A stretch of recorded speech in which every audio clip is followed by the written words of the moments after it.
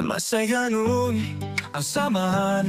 Nag-aaral tayo sa PPS ang paaralan. Nandyan ang asaran, tuksuhan, lalo na pag may nililigawan.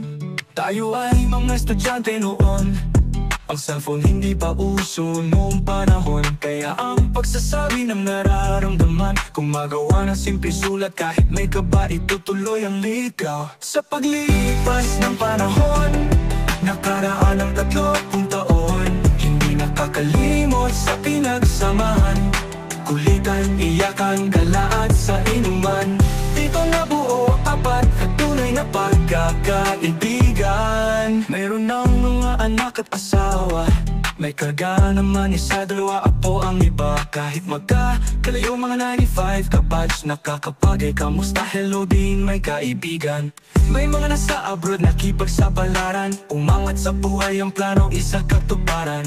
Ang karamihan naman sa Pinas, pamilya kasama, maayos, may trabaho at mabuti ang kalagayan. Sa paglipas ng panahon, nakaraan ang 30 taon.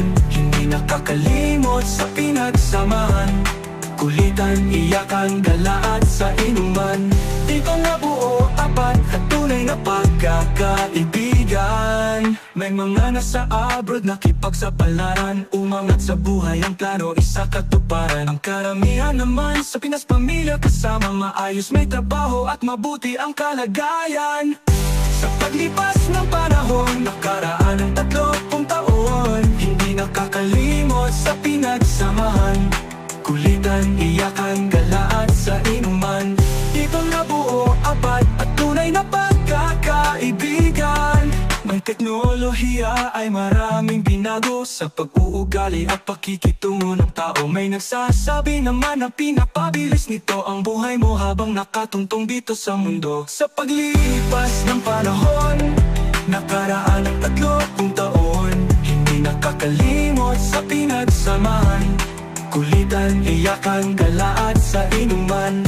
Dito nabuo apat at tunay na pagkakaibigan. Salamat sa pag-alaala nyo. Ngayon nagkasama at kaharap kayo. Ingat lagi, ito lang masasabi ko, dahil naging parte kayo ng buhay ko. Sa paglipas ng panahon, nakaraan ang 30 taon. Hindi nakakalimot sa pinagsamahan, kulitan, iyakan, gala at sa inuman. Dito nabuo ang tapat at tunay na pagkakaibigan.